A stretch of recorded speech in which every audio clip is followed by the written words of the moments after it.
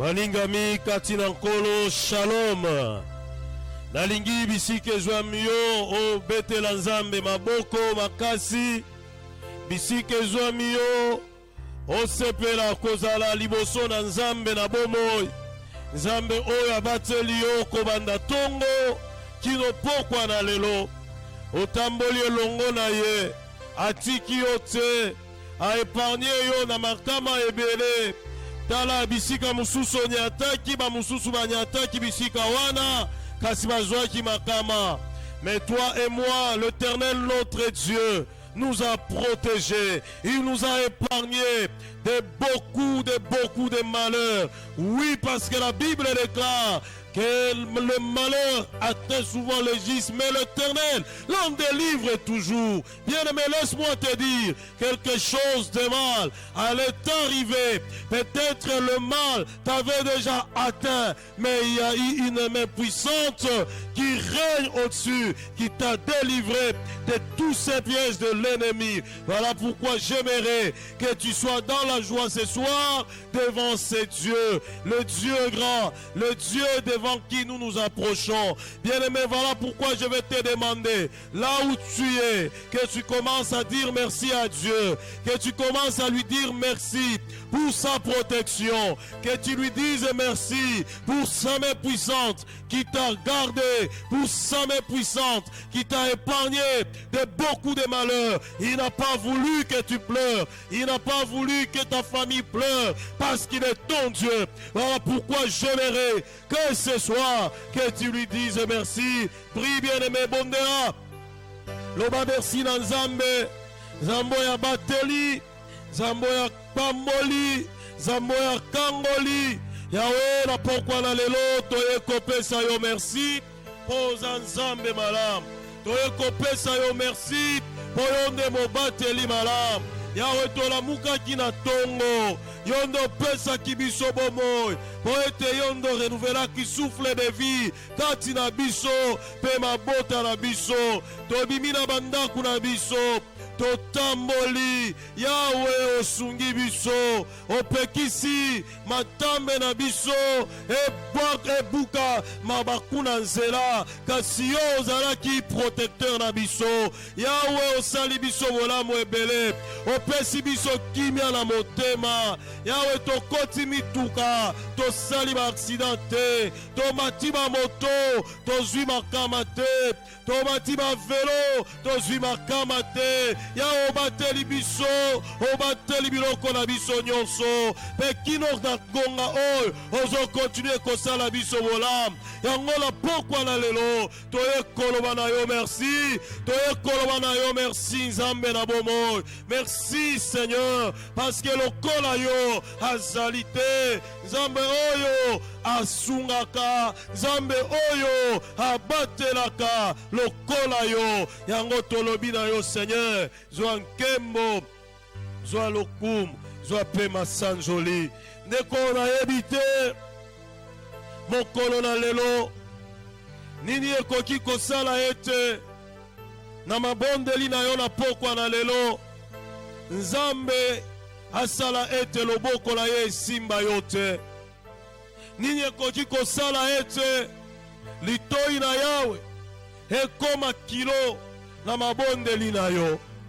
Zonga kati na yo, tala oyo nyonso ekoki kopekisa loboko na yawe kosimba yo, oyo ekoki kopekisa litoi na yawe koyoka yo, banda kosenga mawa na ye likolo na yo. Bien-aimé, rentre en toi-même, regarde dans ta vie. Qu'est-ce qui peut empêcher la main de l'Éternel de te toucher ce soir? Qu'est-ce qui peut empêcher l'oreille de Dieu de t'entendre ce soir? S'il y a quelque chose que tu as fait qui risquerait de t'opposer à Dieu, demande pardon ce soir. Dis-lui de te pardonner. Oui, notre Dieu, c'est toujours un Dieu disponible à nous faire du bien. Mais ce sont nos péchés qui le rendent parfois indisponible. Voilà pourquoi il t'aime ce soir. Senga mawanaye, likolo na yo, likolo libota na yo, likolo ya ndako na yo, pe okobele ya makila na Yesu Kristo.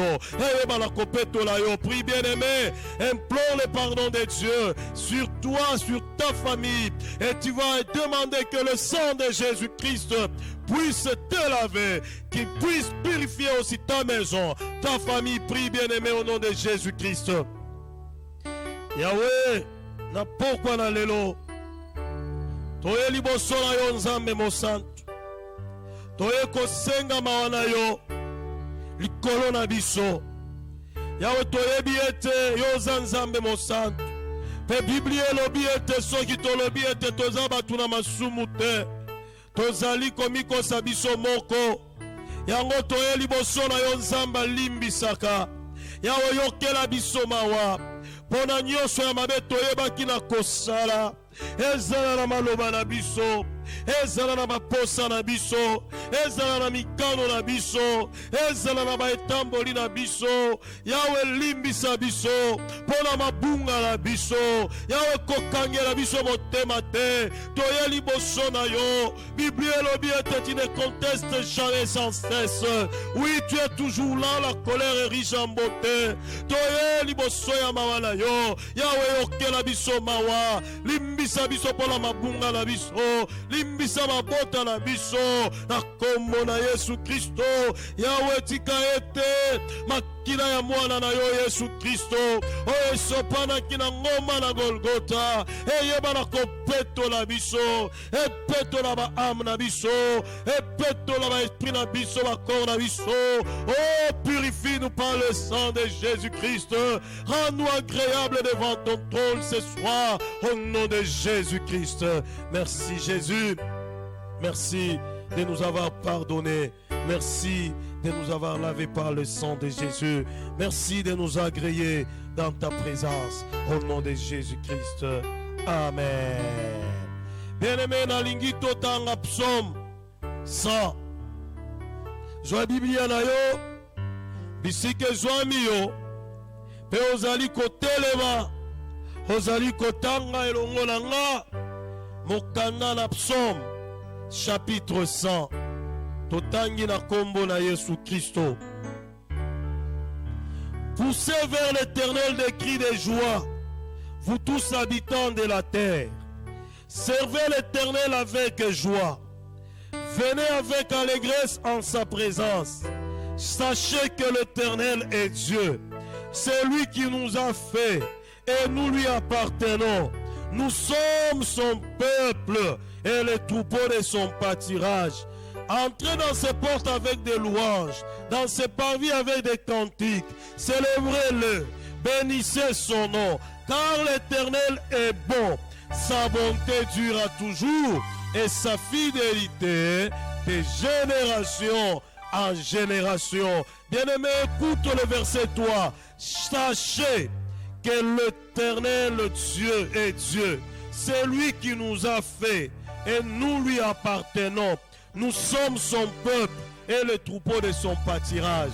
Na pokwa na lelo, mokomi na nzembo oyo, azali kotalisa biso, ete sengeli nga na yo tozala batu na esengo. Pona nini esengeli totondisama na esengo? Na moment oyo mokili ezali bouleversé, Covid ezali kobeta, batu bazali kokufa, batu bazali kobanga, kasi Biblia ezali kopesa biso parole oyo ya encouragement, ezali koyebisa biso ete bien-aimé kobanga te, mutu moko te asala yo, oyo asala yo eza nde Nzambe oyo akela nyonso, pe oza ya ye, oza ebwele kati na bergerie na ye. Bien-aimé, j'aimerais te dire, ne crains pas, sois dans la joie, parce que tu es dans la protection, dans la bergerie de ton Dieu. Il te dit ce soir, c'est lui qui t'a fait, tu lui appartiens. Tu n'appartiens pas aux gens de ce monde, tu n'appartiens pas aux décideurs de ce monde, mais toi tu appartiens à l'arbitre des princes de ce monde. Voilà pourquoi j'aimerais que tu sois dans la joie ce soir, que tu sois dans la joie parce que tu es une propriété privée de notre Dieu. Voilà pourquoi j'aimerais bien aimer nous allons chanter ces refrains pour dire à Dieu qu'il est notre Dieu, qu'il est notre Dieu. Nous lui appartenons, nous sommes son peuple. Voilà pourquoi ensemble, nous allons chanter ces couplets de Tika Toko Sanjola. Quand nous chantons ces cantiques, j'aimerais que tu sois dans la joie. Tika Toko Sanjola Kolona Bobo Tobe Zambie Koumera Ngolupe Mawa Na Yetikati Katoko Sanjola Kolona Bobo Tobe Zambie Koumera Ngolupe Mawanae Kolo a Kole Isaka Bisona Biokobe Zambie Koumera Ngolupe Mawanae. Bien-aimé, Pessaye, merci pour Ngolu Naye Zali Koumera. Banda Mokide eza bouleversé. Bien-aimé, Bakaya de 16 ans belé. Mengana yo nanu watangi atamba mabota na biso na makambo wana te. Pongolu na ye ezali koumela. Pena lingina yebisa yo. Lolenge ezalaki deja koumela. Ngolu wane ko continue kozala likolo na yo. Alors zali kopesa ye merci. Pona ngolu na ye. Oui, tu dis merci à Dieu pour sa grâce. Bien-aimé, tu as touché les endroits infectés, mais tu n'as pas été atteint parce que la grâce de Dieu était sur toi, elle est sur toi et continuera à être avec toi et ta famille. Voilà pourquoi j'aimerais que tu lui dises merci. Oui, dis-lui merci, bien-aimé. Merci Jésus-Christ. Merci Papa pour ta grâce dont je suis bénéficiaire. Merci Papa pour ta grâce dont ma famille est bénéficiaire. Merci Papa pour ta grâce dont ton église est bénéficiaire. Voilà pourquoi ce soir nous te disons merci. Nous te disons merci parce que toi tu es notre Dieu. Nous te disons merci parce que nous n'appartenons pas aux médecins de ce monde. Nous n'appartenons pas aux décideurs de ce monde. Mais nous appartenons à toi. Nous appartenons à toi. Car c'est la Bible qui le dit que nous t'appartenons. C'est toi qui nous as fait. C'est toi qui nous as fait. Voilà pourquoi nous sommes dans la joie de demeurer sous ta protection dans l'enclos que tu as formé pour nous. Merci Yahweh. Merci notre Dieu. Merci Père éternel. Merci Père éternel. Au nom de Jésus-Christ, nous te sommes infiniment reconnaissants. Ce soir, nous te sommes infiniment reconnaissants. Bien-aimé, je vais t'inviter maintenant à prendre quelques minutes pour adorer ces dieux. Adore-les, j'aimerais que tu l'adores. J'aimerais que tu puisses élever ces dieux qui prend soin de toi. C'est Dieu qui est intelligent plus que le scientifique de ce monde. Les médecins de ce monde, quand vous les visitez, ils tâtonnent avant de trouver la solution. Parce que toi aussi tu as été créé comme eux. Mais celui qui nous a créés tous ne tâtonne jamais. Car la Bible déclare qu'il sait de quoi nous avons été formés. Voilà pourquoi ce soir, J'aimerais que tu adores celui qui maîtrise la matière qu'il a utilisée pour te former. Celui qui maîtrise la matière qu'il a utilisée pour te créer. Bien-aimé, adore ce Dieu-là. Oui, Yahweh, toye ko adore yo. Toye ko tombola yo. Na pokwa na lelo. Polokola yo azate. Oya ko sala lokola yo azate. Oya zama yele lokola yo azate. Otika libobele likolo ya mayele ya bato ya mokili. O maîtrise biloko nyonso po nyonso ekelami na yo. Yo nde oyebi ndenge nini okelanga. Munganga moko te aza na maîtrise ya matière oyo osalela po okomisa nga ndenge nazali.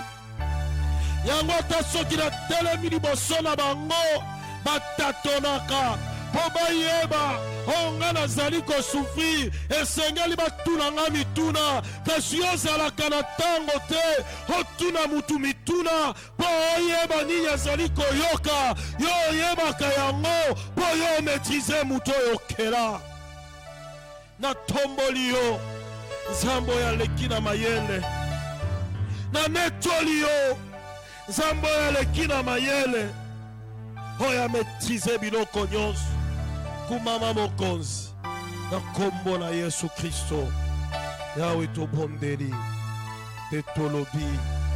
Merci Seigneur Jésus-Christ. Betela ye maboko bisika ezwami yo. Betela nzambe maboko. Pe tango zo betela nzambe maboko. Tozali kokende kobenga motei na biso, papa na biso, révérend docteur Ene Futi Lwemba, yazali kopusana pona kopesa biso liloba ya pokwa na biso ya lelo, liloba oyo ekopesa biso pe direction ndenge nini esengeli totambola elongo na Yawe. Pete na Yawe maboko pe totiki konga na papa pona mateya. Bien-aimés dans le Seigneur, shalom. C'est pour moi un réel plaisir de me trouver parmi vous ce jour pour vous entretenir sur la parole de Dieu. Dans le cadre de notre séminaire sur les valeurs chrétiennes, aujourd'hui nous avons pensé partager avec vous sur un thème très important mais inhabituel, à savoir la ponctualité. La ponctualité est une valeur chrétienne. Nous aurons comme texte de base, et je vous invite à vous lever pour écouter la parole de Dieu, dans Matthieu chapitre 25, versets 1 à 13.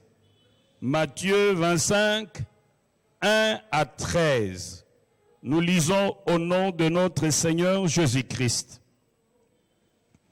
Alors le royaume des cieux sera semblable à 10 vierges qui, ayant pris leur lampe, allèrent à la rencontre de l'époux. 5 d'entre elles étaient folles et 5 sages. Les folles, en prenant leur lampe, ne prirent point d'huile avec elles. Mais les sages prirent avec leur lampe de l'huile dans des vases. Comme l'époux tardait, toutes s'assoupirent et s'endormirent. Au milieu de la nuit, on cria: voici l'époux, allez à sa rencontre. Alors toutes ces vierges se réveillèrent et préparèrent leurs lampes.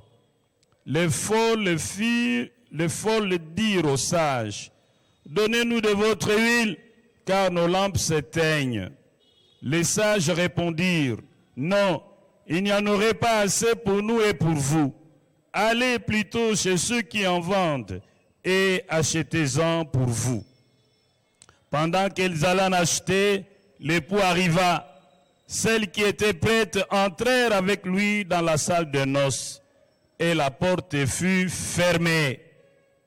Plus tard, les autres vierges vinrent et dirent: Seigneur, Seigneur, ouvre-nous. Mais il leur répondit: je vous le dis en vérité, je ne vous connais pas. Veillez donc puisque vous ne savez ni le jour ni l'heure. Veuillez vous asseoir. Notre Père et notre Dieu, nous te rendons grâce pour ce moment d'édification mutuelle que tu nous donnes. Viens et parle à chacun de nous dans la puissance du Saint-Esprit, au nom de Jésus-Christ. Amen. La ponctualité comme une valeur chrétienne. Bien-aimés dans le Seigneur, le temps est une ressource non renouvelable. Le temps est une ressource qu'on ne peut pas stocker. Le temps passe et ne revient pas. Il faut savoir utiliser le temps avec sagesse. Une mauvaise utilisation du temps peut vous faire manquer des opportunités irrécupérables. Imaginez-vous le cas de Bartimée, l'aveugle, qui entendait passer Jésus et qui a commencé à crier de toutes ses forces, malgré les empêchements des uns des autres. Il s'est dit, c'est maintenant ou jamais. Et finalement, Jésus entendra son cri et l'invitera. Et il va lui poser la question de savoir, que veux-tu que je fasse pour toi? Il lui dira, je vais voir encore. Il lui dit, recouvre ta vue. Et Jésus est passé. Il n'est plus revenu parce qu'il est passé, il est descendu à Jérusalem et là, il a été mis à mort. Si Bartimée n'avait pas bien utilisé le temps, il serait resté dans le noir pour tout jusqu'à sa mort. Mais il a su utiliser le temps avec sagesse. Il a su faire le bon choix. Car ce jour-là, il y avait une foule qui passait. Il pouvait profiter de cette occasion pour tendre la main et recevoir beaucoup de soutien de la part de passants. Mais il s'est dit, entre recevoir l'aide de ces passants et recouvrer la vie, il fallait choisir le recouvrement de la vie. Il y a des gens qui ne savent ni utiliser le temps, ni faire le bon choix, et qui finalement passent le temps dans les pleurs et le regret inutile. Bien-aimés, il faut utiliser le temps avec sagesse. Mais vous savez que notre manière d'utiliser le temps dépend de notre perception du temps. Tous les hommes n'ont pas la même perception du temps. Les Occidentaux ont une perception du temps linéaire. C'est plus la linéarité du temps qui le marque, qui le détermine.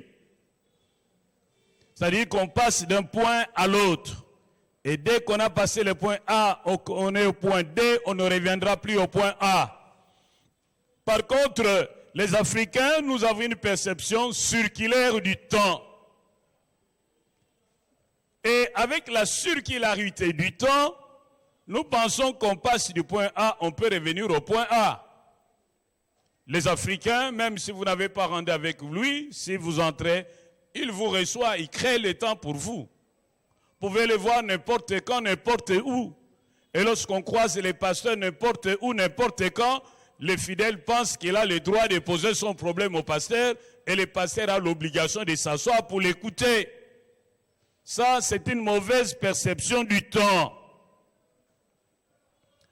Aujourd'hui, nous allons voir que dit la Bible sur le temps.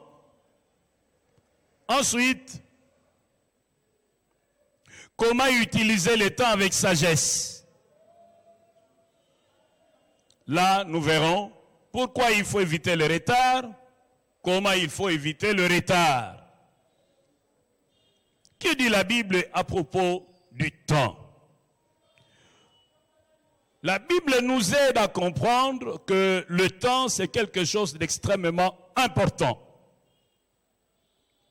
Déjà dans l'Ancien Testament, la Bible nous parle dans Genèse chapitre 7 et chapitre 8 de l'histoire de Noé.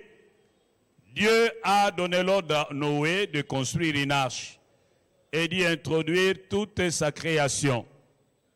Et puis d'introduire sa famille. Certainement que Noé a aussi demandé aux gens de venir monter, mais les gens l'ont trouvé ridicule, l'ont traité de fou. Et ils ne sont pas montés. Finalement, Noé est monté avec les siens. Et la Bible nous dit que Dieu lui-même a pris soin de descendre pour fermer la porte.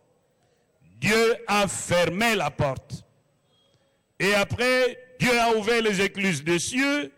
Il a plu pendant longtemps. Vous lirez vous-même Genèse 7 et 8. Il a plu, finalement, toute la terre était sous les eaux. Mais je suis certain qu'il y avait des gens qui savaient nager, qui ont nagé, qui sont allés frapper à la porte de Noé. Mais Noé ne pouvait pas ouvrir parce que Dieu avait fermé la porte. Et si Dieu avait pris soin de fermer la porte parce qu'il savait que Noé pouvait être pris par des sentiments et ouvrir la porte et entraîner sa propre perte et celle de biens et des êtres qu'il avait mis dans l'arche. Bien-aimés, parce que ces gens n'avaient pas bien utilisé le temps et qu'ils sont arrivés en retard et que la porte était déjà fermée, ils sont morts. La mauvaise utilisation du temps peut entraîner notre mort, peut nous entraîner des conséquences fâcheuses. Bien-aimés, c'est Dieu qui a fermé la porte. Autant dire que la grâce a des limites. Aujourd'hui, c'est le temps de grâce. Il viendra un temps où la grâce ne fonctionnera plus, mais ce sera le temps de jugement. C'est pourquoi nous devons apprendre à utiliser le temps avec sagesse et à savoir faire des choix judicieux. Dans le deuxième texte que nous avons lu, je ne veux pas trop me pencher sur l'interprétation de la parabole, mais je prends seulement la dernière partie de cette parabole. Nous sommes en présence de 10 vierges. Et toutes les vierges attendent l'avènement du mari de noces. Ils attendent tous. Mais puisque le temps s'est tiré en longueur, puisque l'époux tardait, tous s'assoupirent et s'endormirent. Au milieu de la nuit, on cria, voici l'époux, allez à sa rencontre. Alors toutes ces vierges se réveillèrent et préparèrent leurs lampes. Les folles dirent aux sages, donnez-nous de votre huile, car nos lampes s'éteignent. Les sages répondirent, non, il n'y en aurait pas assez pour nous et pour vous. Allez plutôt chez ceux qui en vendent et achetez-en pour vous. Pendant qu'elles allaient en acheter, l'époux arriva. Celles qui étaient prêtes entrèrent avec lui dans la salle de noces et la porte fut fermée. Plus tard, les autres vierges vinrent et dirent, Seigneur, Seigneur, ouvre-nous. Mais il leur répondit, je vous le dis en vérité, je ne vous connais pas. Les folles sont arrivées et le Seigneur avait fermé la porte. Aujourd'hui, mon frère, ma soeur, la porte est ouverte. La porte du ciel est ouverte. Pour vous et pour moi, la porte du ciel est ouverte. Pour les bandits et pour les assassins, la porte du ciel est ouverte.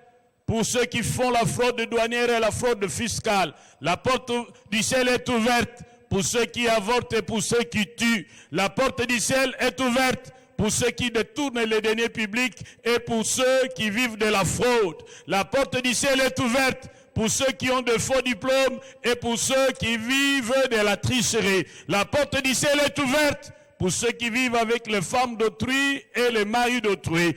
Aujourd'hui, c'est le temps favorable. Aujourd'hui, c'est le temps de la grâce. La porte du ciel est ouverte. Oui, c'est possible d'entrer. La croix de Jésus est là. Elle peut nous laver. Son sang peut nous laver. Son sang peut nous réconcilier avec Dieu. Ce sang peut nous faire entrer dans le royaume de Dieu. Aujourd'hui, c'est le temps de grâce. Mais laissez-moi vous dire qu'il y a un jour où la grâce cessera. Oui, la porte sera fermée.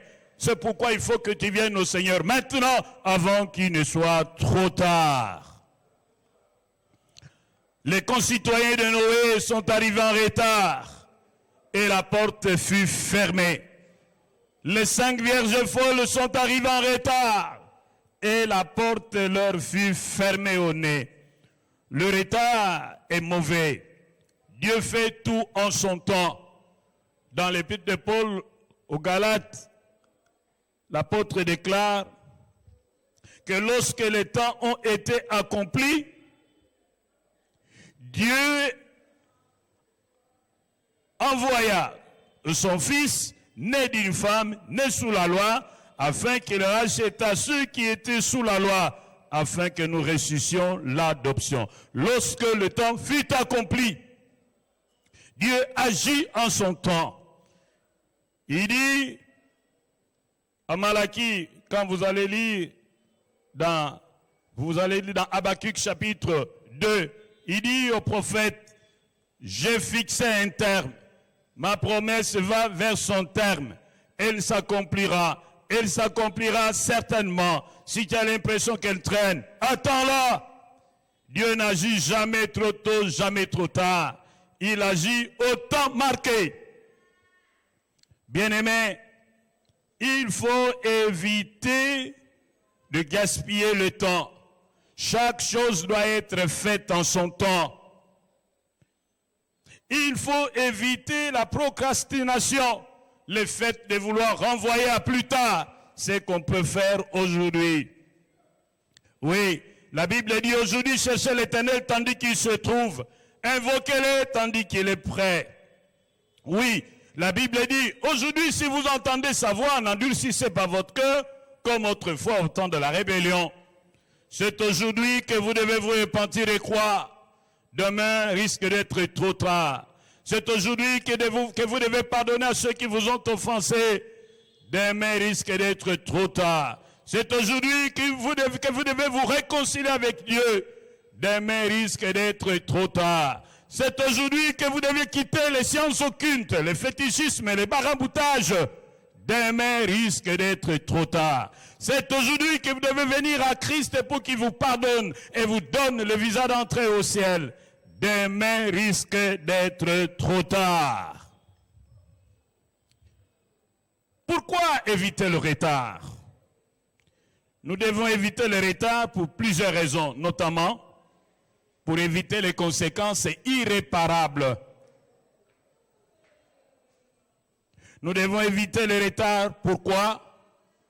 Parce que c'est un manque de respect pour ceux qui nous attendent. C'est pourquoi, à l'époque du président Mobutu, lorsqu'il entrait dans une salle de réunion, plus personne ne pouvait entrer après lui.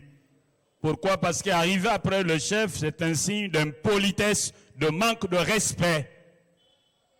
Mais nous devons également éviter le retard parce que nous ne serons pas respectés. Les gens généralement ne respectent pas ceux qui viennent en retard. Dans notre pays, quand on organise un meeting, le chef peut dire que le meeting aura lieu à midi, et puis il se pointe à 17h. Et il trouve que c'est normal. Et on demande aux gens d'acclamer. Non, non, non, non, non, non.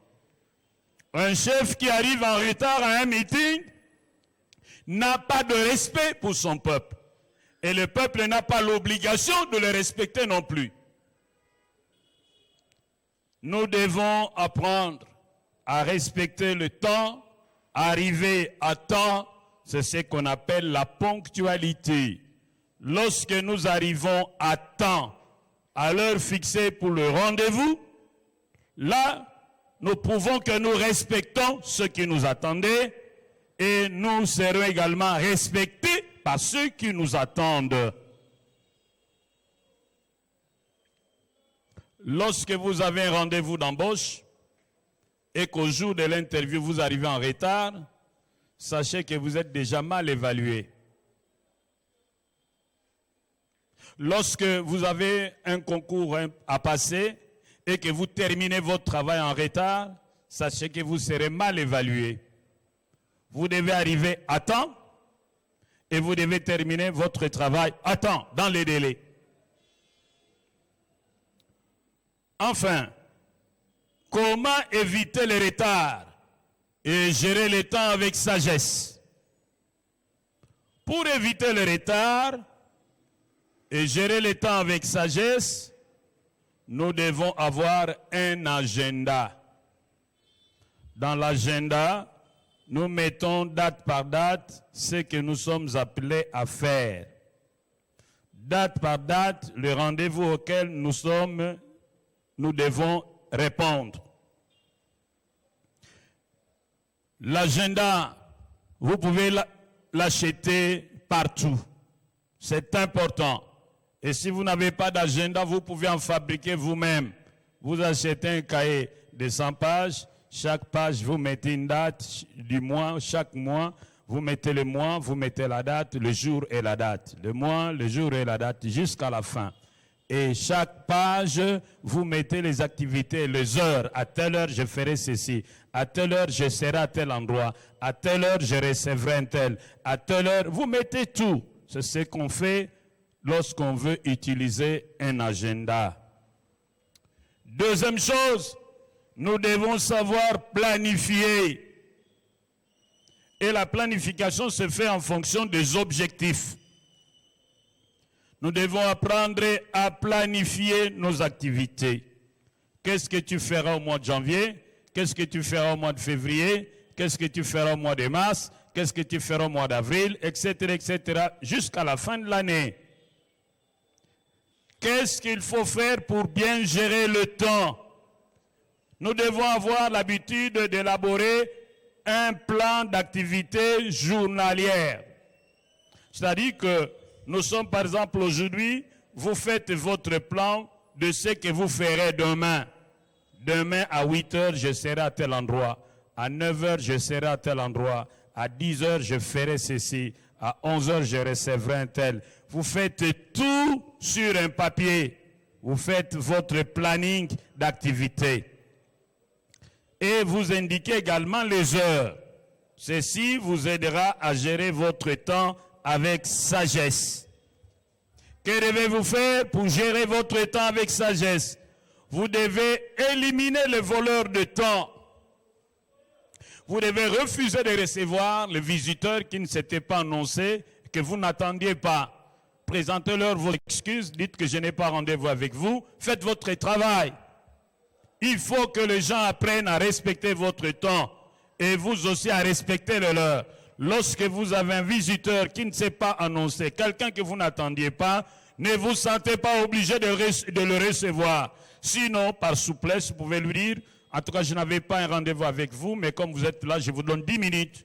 Et dans les 10 minutes, il doit tout dire et vous devez vous quitter pour que vous puissiez reprendre ce que vous faites. Que devons-nous faire pour éviter les retards et gérer notre temps avec sagesse? Nous devons tout apprêter la veille. Vous devez apprêter les habits que vous porterez demain. Vous devez déjà les mettre au coin. Les chaussures, les chaussettes, tout doit être déjà prêt. Les sacs que vous prendrez, tout ce que vous emporterez avec vous au boulot, vous devez déjà les apprêter sur un coin bien défini. De telle sorte que lorsque vous réveillez, vous entrez, vous lavez, vous prenez votre petit déjeuner, vous rentrez, vous prenez vos habits, vous habillez, vous prenez ce que vous devez prendre, vous n'allez pas oublier de choses. Surtout pour ne pas être en retard le dimanche, apprêtez les habits des enfants la veille, apprêtez tout la veille. Comme ça, quand vous vous réveillez, vous vous répartissez les tâches. Maman fait un travail, papa fait un autre. Les enfants qui ont déjà un certain âge aident leurs petits. Et vous pouvez agir dans le temps et éviter d'être en retard à l'église. Pour éviter le retard, vous devez apprendre à quitter à temps. Et si maintenant, par exemple, nous avons un problème de transport, des embouteillages, ça devient vraiment compliqué. Vous pouvez quitter à temps et vous retrouver en retard simplement parce qu'il y a trop d'embouteillages.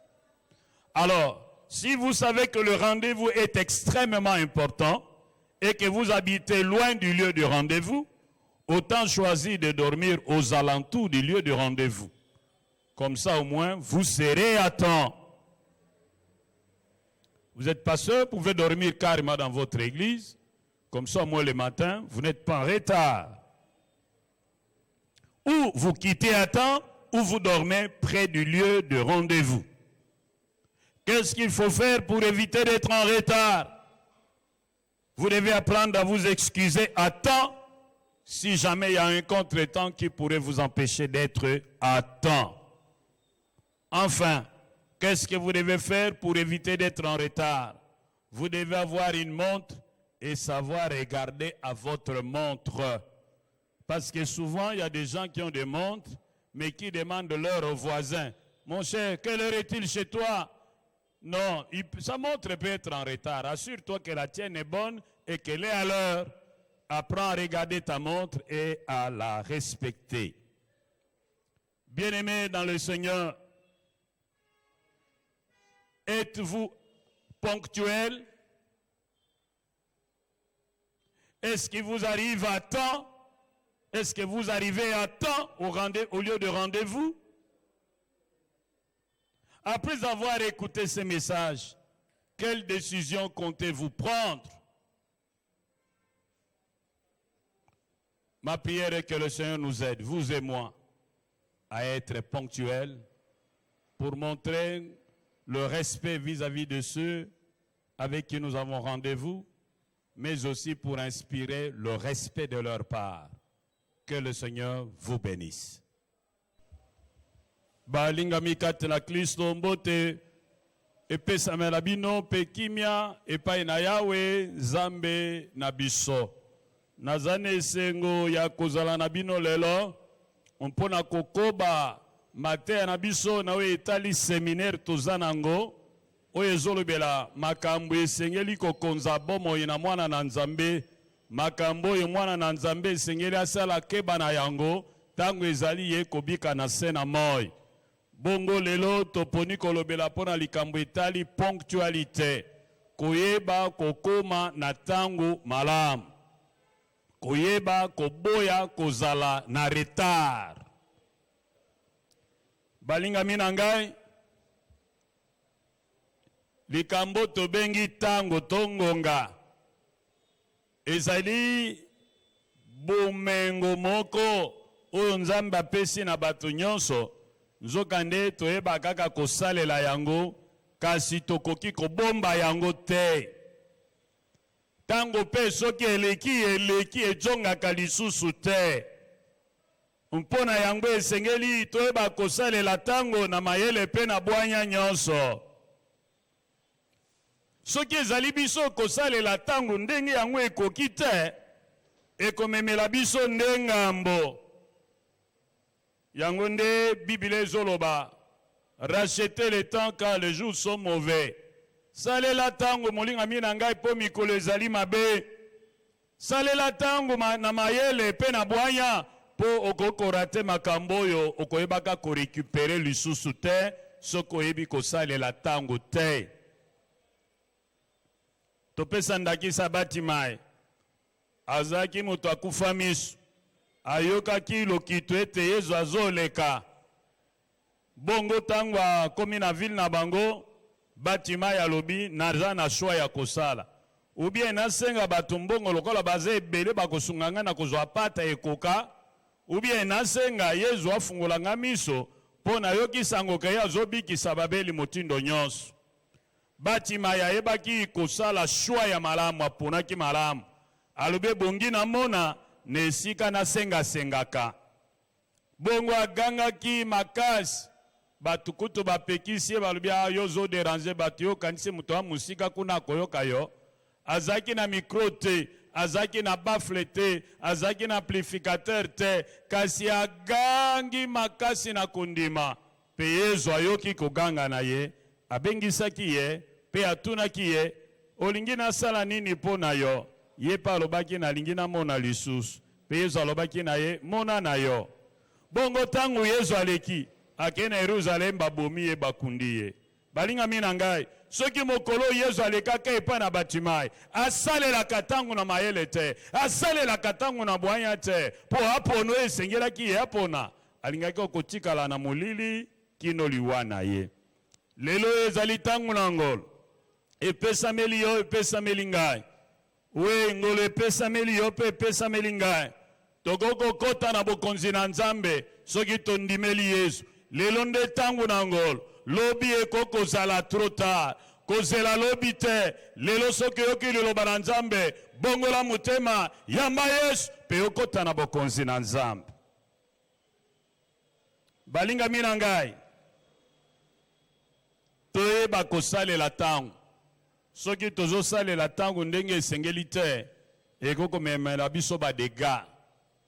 ngai nasalaka bilanga kuna na ba Congo na mboka Kinzamwete nasalaka bilanga 5 hectares na lua tracteur e balula mabele longola matite balula mabele bongo nazwaki na mokano kolona soya na somba saki ya soya na lona mais lokola nga na yebaki te ingénieur moko na yebi te soki aza mpenza ingénieur to aza moto mwa aventurier mpo na baintérieur kuna ata ozwa no ingénieur te okokoma no ingénieur ata ozwa no ka assistant okokoma docteur bongo nga nake pa tata na alobi na ye nalingi nalona soya nalona ngonga nini alobi na ngai il faut lona yango à partir du 15 novembre alo ngai mpe na milengelaki nalobaki na bato na ngai balonaki soya 5 hectares bongo tangu soya ekokisi 45 jours ebimisi bafololo nzoka nde na mois de décembre mbula ebetaka makasi mbula ebeti bafololo nyonso ekwei nango bongo tangu tokomi na eleko ya kobuka soya papa nazwaki échec total na esika nazwa 1,5 tonne par hectare donc soit 7,5 tonnes pour na 5 hectares nazwaka kaka 100 kilos ozomona mpo nalonaki na ntango esengelaki te mauvaise gestion ya temps olingami na ngai sala keba mingi problème na biso mpona oyo etali ntango eza ko dépendre to eza ko kesene na baninga na biso mindele biso bato mwindu tokanisaka ete tango eza nango ozomona kuna epa na bamindele mwana soki akomi deja na 18 ans alongwe na ndako baboti abandi vi na ye me biso awa omona mwana akomi na mandefu na mbanga mandefu na tolo azaka na ndako ya papa na ye mpe ezogene ye te mpo toza na mauvaise conception ya temps tolobaka naza na nga na ntango naza na nga na ntango baoccidentaux to mindele bango baza na conception linéaire ya temps bayebi ete temps eza lokola train soki eleki alo bayebi kosalela yango na motindo mosusu bozomona ligorodo soki batie ye na nzungu batie mai mpe babandi kotokisa babandi kochauffe mai ligorodo akoyeba ntango akobima te naza na temps eza nango nanu moto te ti libumu nyonso eziki ye mwaya bimeza te mpo ayebi kosalela ntango te biblia oyebi na biso tosalela ntango mpo mikolo ezali mabe yango nde lelo tolingi koyekola biblia alobi nini mpo na oyo etali ntango mpe lolenge nini tokoki kosalela ntango na mayele mpe na bwanya na litangi oyo totangi na Matthieu 25 verset 1 à 13 kuna baza kolobela biso pona bana basi oyo bazaki zomi mitano na mayele mitano na zoba bongo baza kozela mobali aya bazeli mobali umeli bango nyonso balembi pe balali pongi bongo na katikati ya butu bayoki bato balobi na bango bolamuka mobali aye tango balamuki oya mayele babongisi minda na bango batie mafuta po bazaki na ba réserve oya zoba bazangaki mafuta réserve balobi na baninga bopesa biso mafuta bongo balobi na bango ekokoka te na bino na biso tokabola bokende kosomba epai na bato batekaka yango tango bango bakei kosomba basombi bazonga mobali asi akoti na ndako akangi ekuke molingami na ngai po bakomaki na retard bakokaki kokota lisusu te lelo tango epesameli biso ekuke na bokonzi na Nzambe eza kofungwama ozala obomaka bato ozala oyibaka ozala olangwaka masanga ezala omelaka bangi, ezala osopaka bazemi, ezala moto na bonganga, ezala oza moto na bondoki, ezala oza moto ya misala mabe, lelo ezali ntango na ngolo, ekuke na lolo eza kofungwama. Soki oye lelo obongoli motema, ondimeli Yesu lokola mokonzi mpe mobikisi na yo, okokota na pete. Po lelo nde ntango na ngolo, kasi yeba ete ngolo na Nzambe esilaka. Tangu ngolo ne kosila ekopesa nzela na kosambisama pe na bitumbu. Salela tango toyebi lisusu ete na kondima na kala na mukanda ya Genèse chapitre 7 pe chapitre 8 bazolobela biso pona likambo na Noa. Atongaki masuwa, abengaki bato bakota, akotisaki biloko nyonso, ye moko na libotane bakotaki, bongo bato mosusu bamonaki ye moto na liboma, baboyaki kokota. Nzambe ye me yayaki kokanga porte pe akendeki na fungola. Tangu mbule enoke zindisi mokili mobimba, bao bayebaki kopota mai, bakende kobeta porte pa Noa, kasi Noa azaki na makoki ya kofungola te. Po Nzambe akangaki fungola akendeki. Lelo ekuke na lola eza kofungwama, lobi ekokangama, okozanga, yango nde balobi na biso zala mayele, salela tango, po lobi ekozala trop tard. Bibile lobi, boluka Yawe, mpo ete azali, boganga epai na ye, po azali pene akoyokela bino. Biblia lobi, lelo soko yoki mongongo na Nzambe, koyesa motema libanga te, kasi bongola motema, ozwa bomoi. Lelo, sala likambo ya lelo, kozongisa yango lobi te. Balinga minangai, il faut to éviter kozongisa lobi, makambo koko sala lelo. Biblia lobi, eloko na tango na yango. Salela tango, lelo nde tango epesa melio, lobi ezali ya yote. Sikawa ato yekola. Lolenge nini tokoko salela tangu na mayele pe na bwaya. Eliko lobete. Pona nini esengeli biso ko evite kozalaka na baretard. Pe eloko nini tokoko sala poto evite baretard. To bandanano. Eloko nini tokoko sala, pourquoi il faut to éviter retard? Il faut to éviter retard po ezaka na ba conséquences mabe. Ekoki kozangisa yo musala.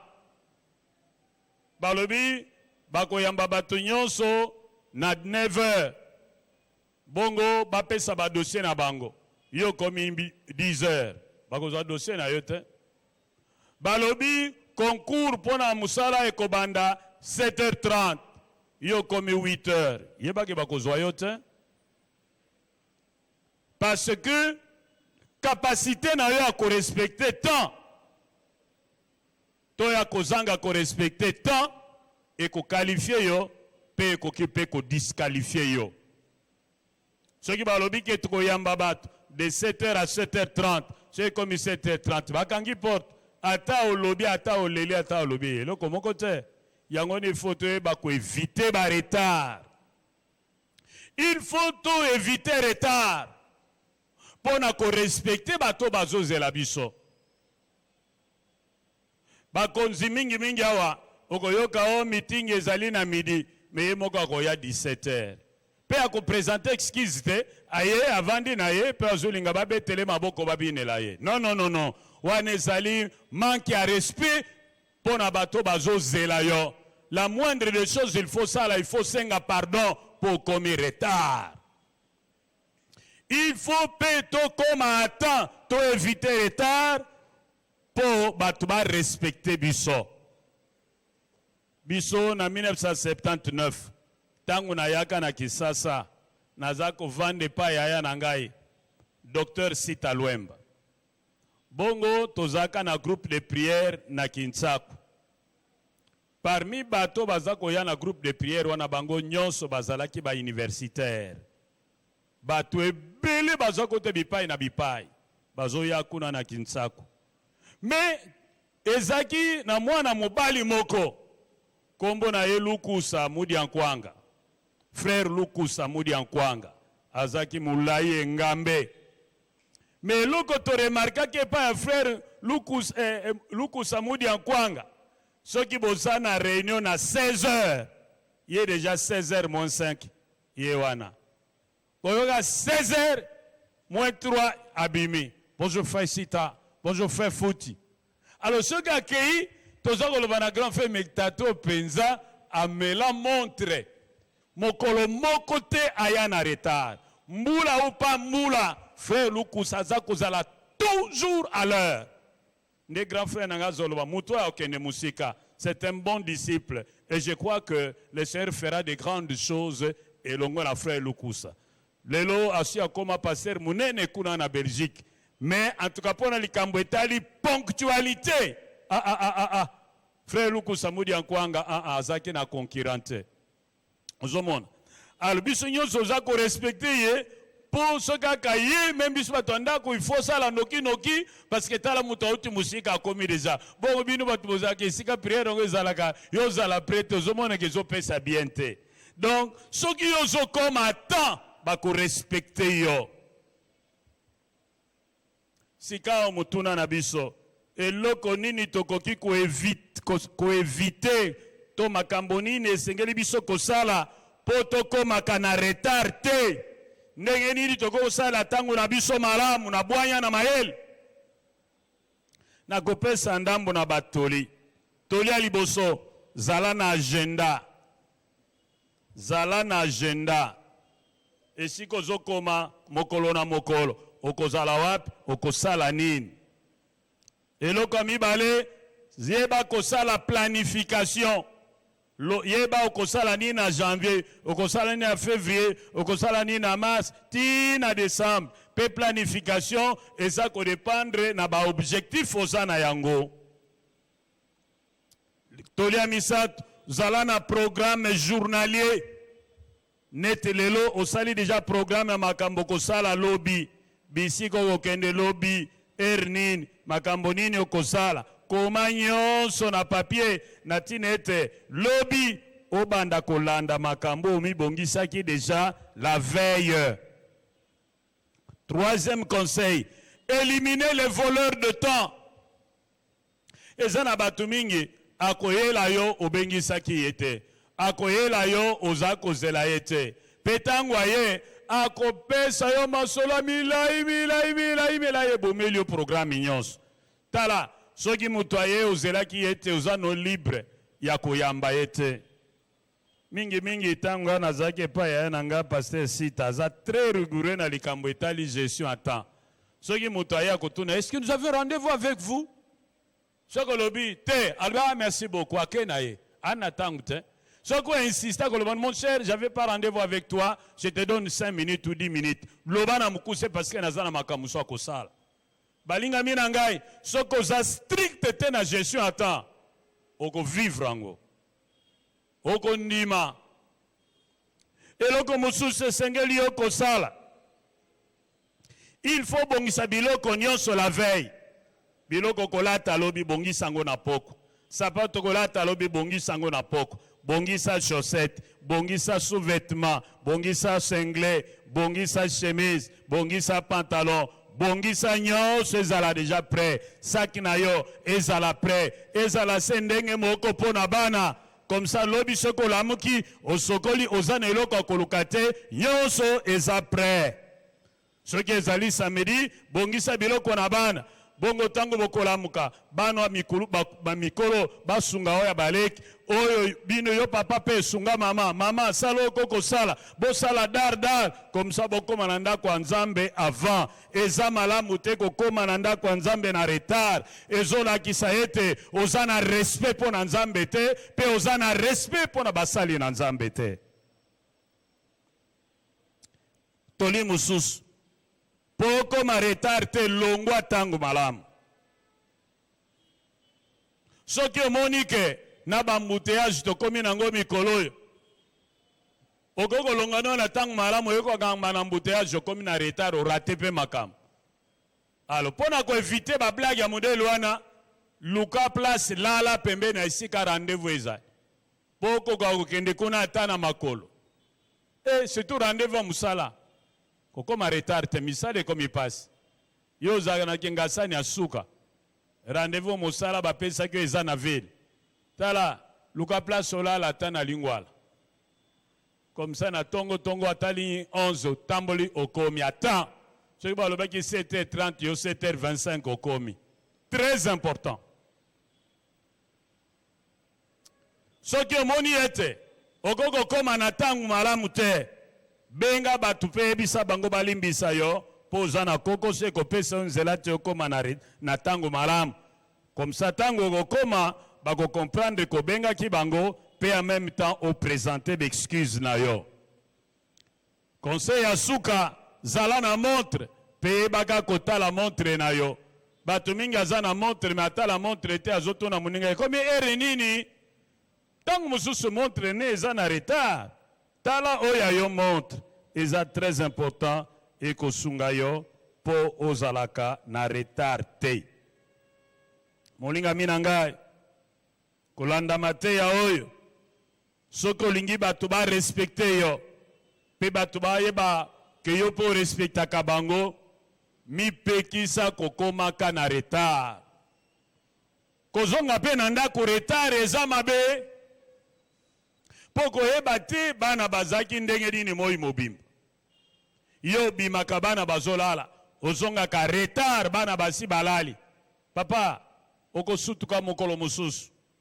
Zonga ka avana ndako, vérifier situation à ban, tala bakaye na bango, tala nani asali devoir te, bongo yo moko tambusa kite familial.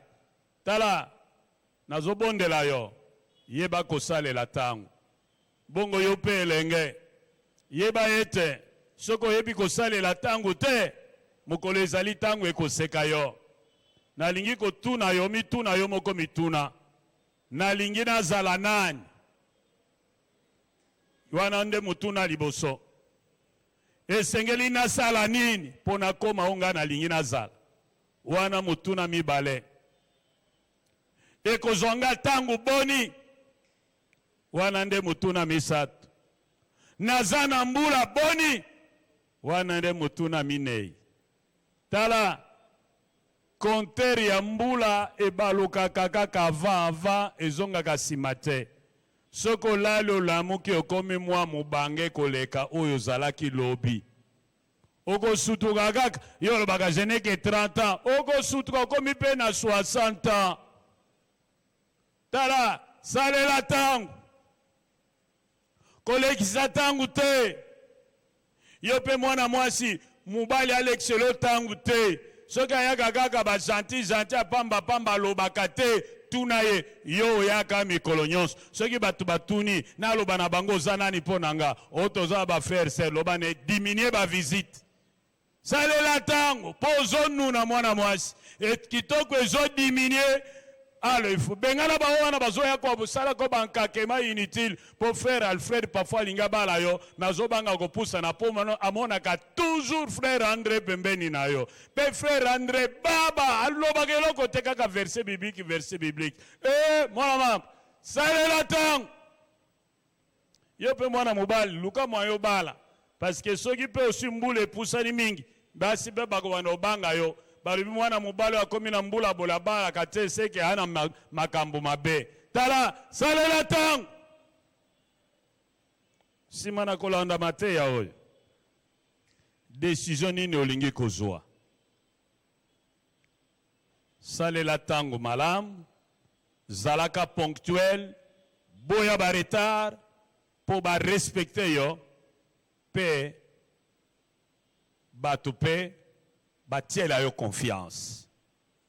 Tikanzambe apambola biso. Ndeko molingami tolingi sikawa to répondre na mateya. Oba yebisi biso na pokwa na lelo. Parmi ba valeurs chrétiennes ba yebisi biso ete nzambe na biso azanzambe oyo alingaka ponctualité kozala na tang.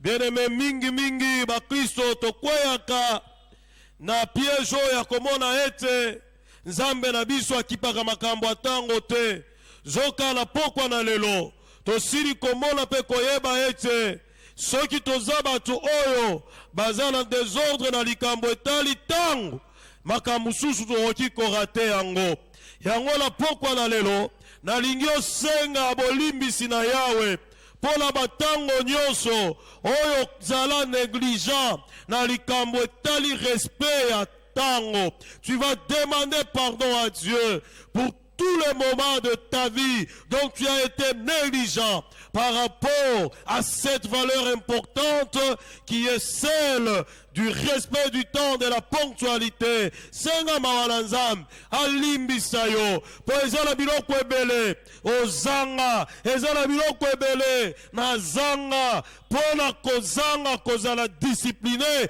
na likambo etali ponctualité. Prie bien-aimé, demande pardon à Dieu. Seigneur notre Dieu, nous sommes devant ton trône ce soir pour implorer ta grâce sur nous. Père éternel, nous avons été négligents en rapport avec cette valeur, cette bonne vertu qui est le temps, le respect du temps. On a été distraits, on a raté beaucoup de choses parce qu'on n'a pas respecté le temps. Beaucoup de moments, nous venons dans ta présence en retard, pendant que nous savons le moment et le temps fixés pour le culte, mais nous sommes toujours en retard. To respectaka mingi mingi, ba rendez-vous na biso na batu mususu, kasi etali yo to respectaka te, yawe limbisa biso, pona batango nyoso, totosa te likambo ya ponctualité pona musala na yo pona mayangani na yo yawe toza batu na goigoy to sinya ba contrat na misala na ba contrat na misala wala ba pesa biso ngonga oyo esengeli kokoma po toyeba kobanda misala na biso kasi biso tokendaka na retard yango na pokwa na lelo tosengi na yo olimbisa biso oyo kela biso mawa na kombo na Yesu Christo. Pardonne-nous, oh Dieu, pardonne-nous, oh Père, pardonne-nous, Seigneur, d'avoir été négligent par rapport à cette valeur qu'est le temps. Yahweh, pardonne-nous au nom de Jésus-Christ. Pardonne-nous, oh Dieu, pardonne-nous, oh Père. Bien-aimé, j'aimerais que tu puisses prendre l'engagement ce soir d'être celui qui va respecter le temps. Dis à Dieu, Seigneur, je prends l'engagement d'être ponctuel, que ce soit dans ton œuvre, que ce soit dans le rendez-vous que je prendrai avec mes semblables, que ce soit pour ce qui concerne mon travail, que je sois un homme ponctuel. Yawe nazala discipliné, nayeba kolala na tango malam, kolamuka na tango malam, kokoma na tango malam. Bien-aimé, prie, demande à Dieu de t'aider par le Saint-Esprit, d'être un homme ponctuel. Bien-aimé, la ponctualité témoigne aussi de notre sérieuxité. Un homme qui n'est jamais ponctuel, cela dépend aussi de sa notoriété. Bien-aimé, les gens te prendront avec trop de sérieux quand ils verront en toi quelqu'un qui respecte le temps et les rendez-vous. Bien-aimé, prie, demande au Saint-Esprit de t'aider, d'être un homme ponctuel. Prie au nom de Jésus-Christ. Yahweh na ye na pokwa na lelo, liboso na yo, kosenga na yo, oyo kela ngai mawa, molimo mosantu, asunga nga kozala mutu oyo, aza ponctuel, aza na notion ya respect ya temps. Yawe na yeba ete tango na eklezia balobi toza na programme kobanda na ngonga tel. Yawe nazala mutu oyo akofournir ba effort nyonso po akoma na ngonga malamu.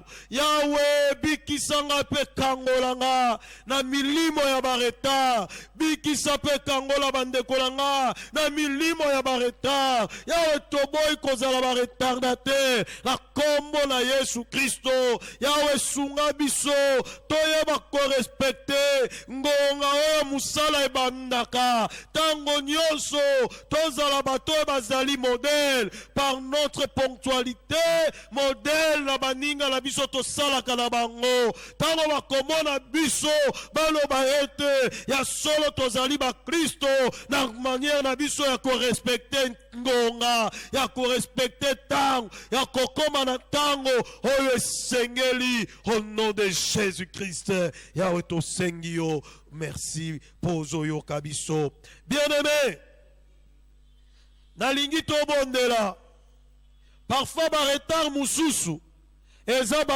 œuvre ya satana satana koki korendre yo négligent pour yebi ete quand tu sauras respecter l'heure prévue okobanda kozwa makambo ya kitoko yango nyonso ozali koloba sikoyo soki eza na mipepe ya mabe oyo efulaka nga mpo nazala négligent na likambo etali ngonga na respectaka ba rendez-vous te na ngonga oyo esengeli oyo nyonso ya mabe efulaka ngai na kombo na Yesu Kristo elongwa elibere nga ekende musika soki efulaka pe baoyo libota na nga baoyo eglize na nga mipepe nyonso oyo efulaka biso po tozala négligent na valeur oyo etali makambo ponctualité elongwa elibere biso na kombo na Yesu Kristo.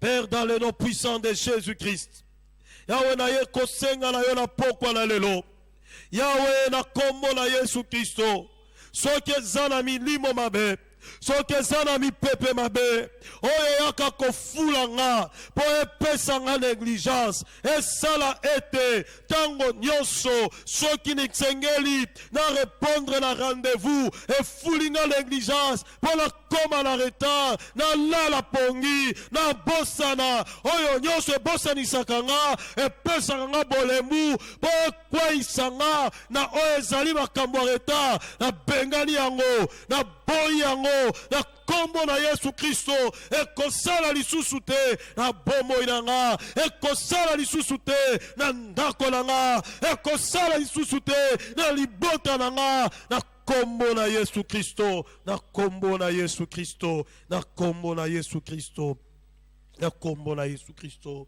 Oui, bien-aimé, ce que j'aime avec notre Dieu, c'est un Dieu qui est vraiment plein d'amour.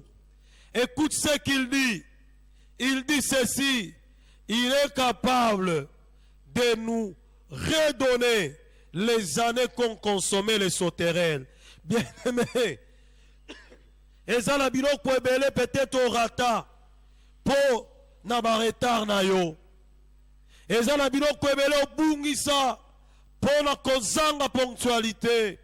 Mais ce soir j'aimerais te dire, notre Dieu est capable ya kopesa yo lisusu makambo ya kitoko oyo rata yango na pokwa na lelo ozali kosenga na ye ozoloba na ye nzambe na bomoi yokela ngai mawa po na goigoi na nga na bolemu na ngai na manka discipline na ngai na zanga biloko ebele na bungisa yango na pokwa na lelo yokela ngai mawa zongisela nga ya malamu ya kitoko oyo na bungisa na kozanga kozala na discipline na oyo etali makambo ya ponctualité zongisela nga ya malamu pe na zwi mokano lelo ete na kodecevoir yo lisusu te mpo na makambo etali ponctualité bondela makombo na Yesu Kristo. Père éternel notre Dieu, Bible elobi ete yo nde ozongiselaka biso ba ane oyo basoterele bakonsomaki. Yahweh, nasengi na yo nzambe na mawa nzambe na ngolu yokela ngai mawa yokela libota na nga mawa yokela eklesia na yo mawa pona biloko nyonso ya malamu ya kitoko kitoko, ba opportunité nyonso ya malamu ya kitoko oyo torata oyo tobungisa pona kozanga discipline na makambo etangi etali ponctualité yango toye liboso na yo nzambe oyo azongisaka ba ane oyo ebebaki zongisela biso pesa biso ya malamu lisusu ya kitoko lisusu oyo ebunga na manque ya discipline na makambo etali ponctualité pe topesi oyo elaka na pourquoi dans l'élo que nous serons comptés parmi les gens disciplinés qui vont marcher dans le respect de la ponctualité. Baoba koyeba ko saisir par opportunité oyo ko pesa biso. Baoba koyeba ko saisir ba tango ya malam oyo pesi biso. Yawe zwana yo nkembo zwana yo lokumu na kombo na Yesu Kristo. Bondeli petolobi amen. Betela nzambe maboko nzambe oyo azongiseli yo ba ane oyo ba soterel ba konsomaki na kombo na Yesu Kristo. Ndeko nanga nalingi sika watoyoka mayebisi ya etonga le communiqué de l'église. Tozala ba communiqué ebelete communiqué ezali kaka koloba na biso ete croisade na biso ya prière ezali kokoba kino mokolo na vendredi. Notre croisade se poursuit jusqu'au vendredi. Et chaque jour, mettez en tête que pendant que nous avons culte, nous avons les offrandes, les actions de grâce, nous avons aussi nos dîmes à donner ainsi que beaucoup de choses que nous pouvons apporter pour aider à ce que l'œuvre de Dieu aille de l'avant. Et le vendredi, Nasuka, ya croisade, yeba ete tozalaka na Galate 6:6. Banda déjà kobongisa yango, potango tokosilisa croisade na biso mokolo na vendredi, oyeba kopesa Galate 6:6 na yo. Tango nyonso réunir bato na ndaku na yo tobondela na ngonga croisade na biso ebandaka na 16h30 bovanda elongo benga bandeko na yo baninga na yo toyoka liloba na nzambe pe nzambe akosala biso bolamu kasi baprogramme na biso ya bapriere ezali kokontinue mikolo nyonso okolanda biso na bareseau sociaux na media Shalom. Soki okoti okolanda biso, okoki kolanda biso na radio na biso Shalom Africa oyo ezwami na fréquence 103.1 MHz.